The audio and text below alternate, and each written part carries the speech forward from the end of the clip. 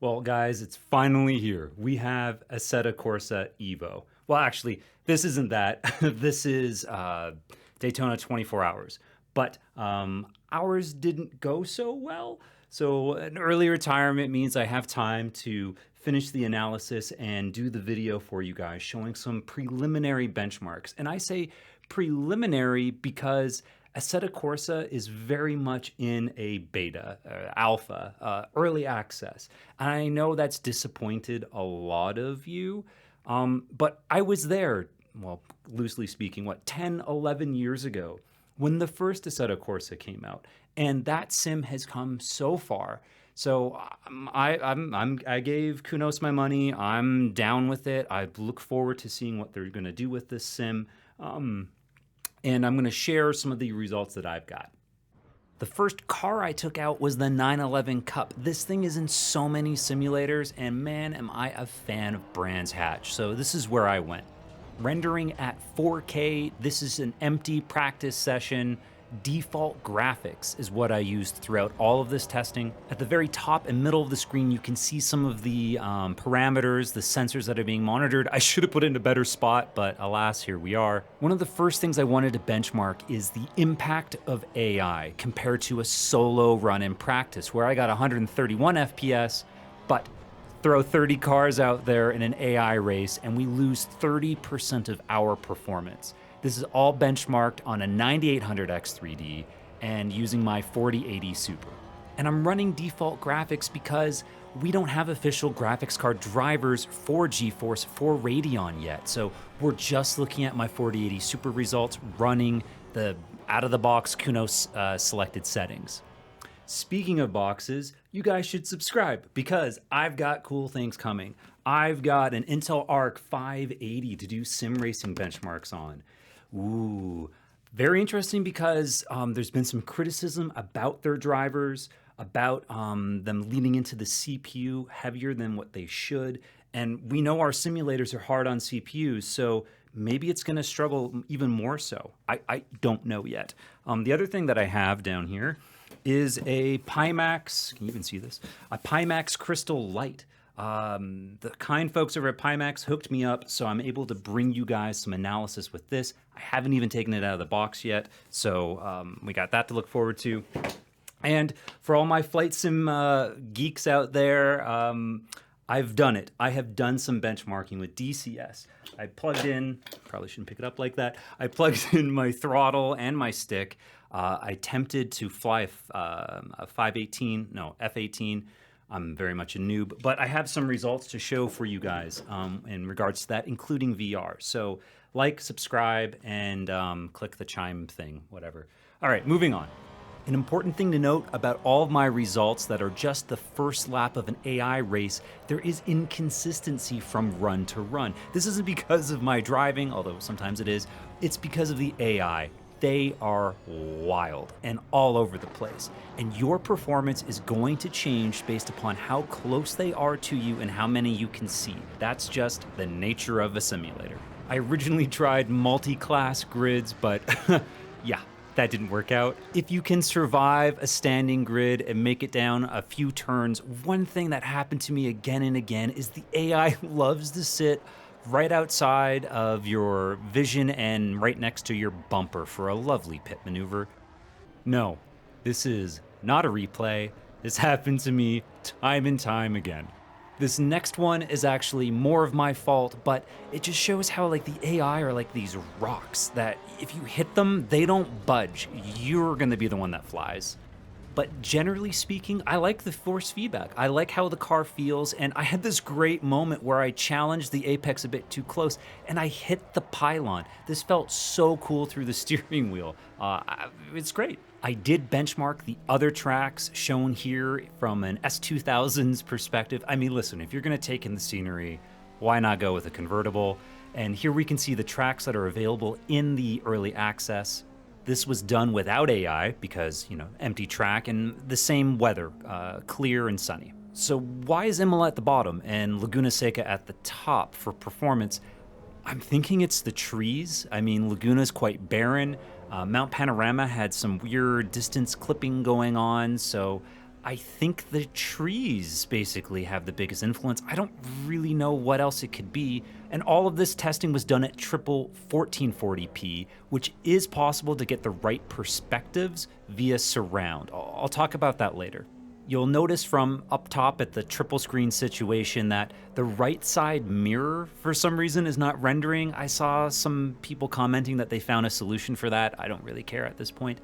And you can also see the draw distance, especially in the driver's windshield mirror, and how things just clip very aggressively. Again, you can tune this stuff, but you'll notice that if a car is 1 second behind you, they just disappear. I think Kunos spent a lot of time on these first-party car models. It reminds me of Gran Turismo and their premium cars. I forget what they call them now. And they also spent a lot of time on the environment and time of day, clouds, how weather rolls through. I haven't experimented with it much, but I did do some benchmarking. So let's go back to Brands Hatch. I decided to use the Alfa Romeo Giulia to test the time of day, so that's what we're seeing here now. We have sunny and sunset left and right, and we can see the color palette change. We can see the shadows change. It looks great.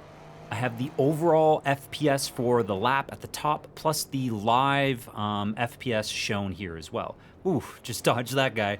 And these results suggest there really isn't much performance change with the time of day until the headlights come on, and then we see a clear impact of running those.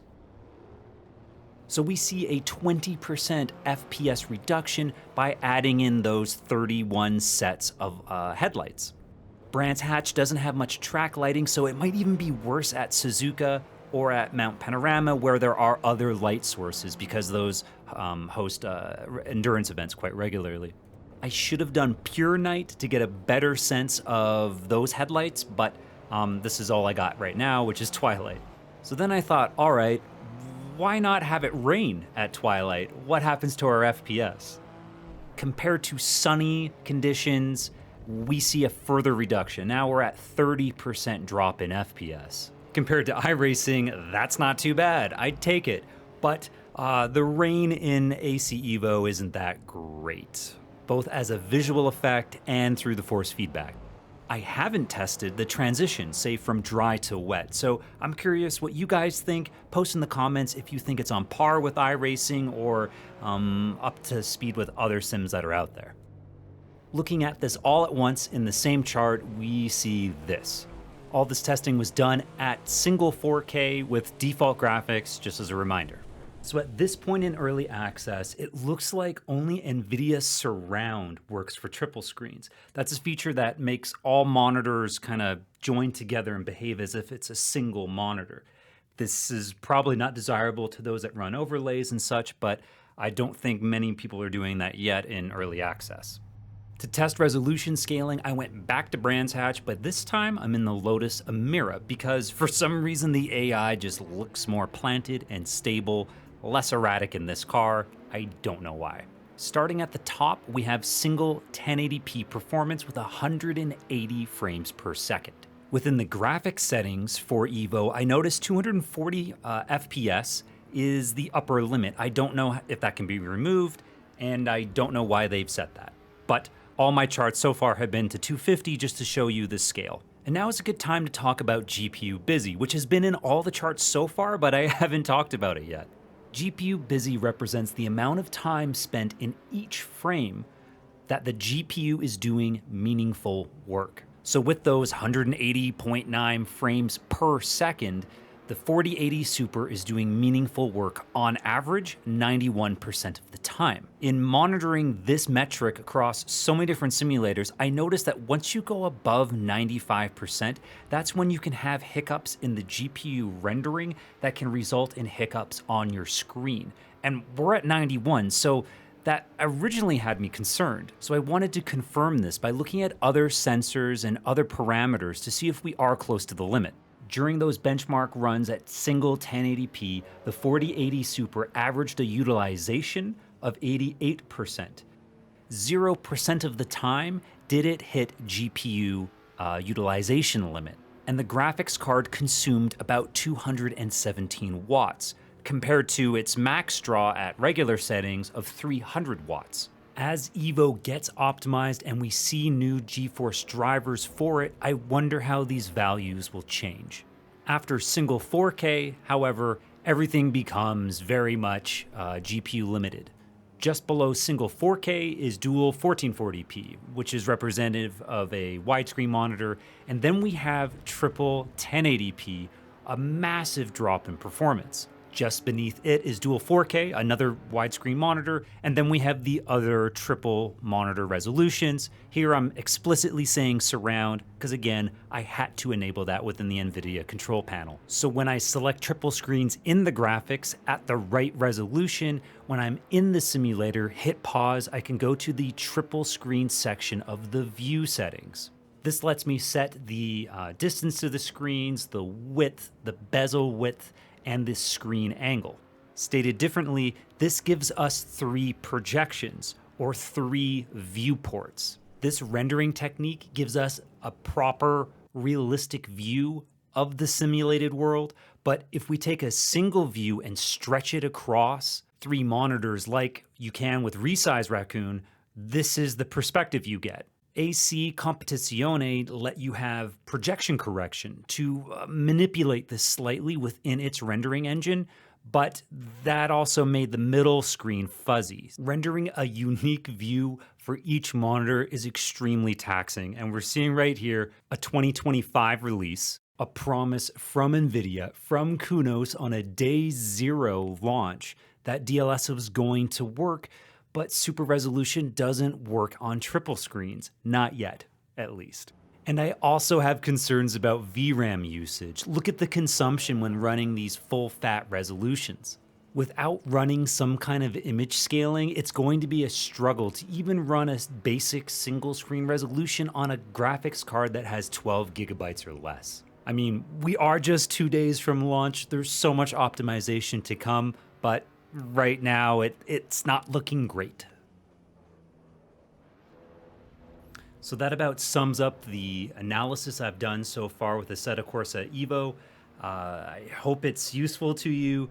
I don't want to commit too hard yet to doing a big analysis of all the graphics cards I have, all the CPUs I have. It's just a moving target. We know there's going to be lots of updates coming out over the coming days, weeks, month. I do want to do a Radeon comparison to GeForce once we see official drivers from them that showcase some optimizations at least. And I want to also do some CPU exploration to see the value of 3D V-Cache. And ultimately, listen, I want to call out their system specs, which I think you guys have seen what they recommend. I have components very similar to their recommendation, and I want to see what that can actually do in here because, yeah. It smells like BS to me, honestly. Yeah, and I hope your 24 hours went better than mine. Hours. Anyway, endurance racing, you gotta love it. Yeah, catch you on the next one.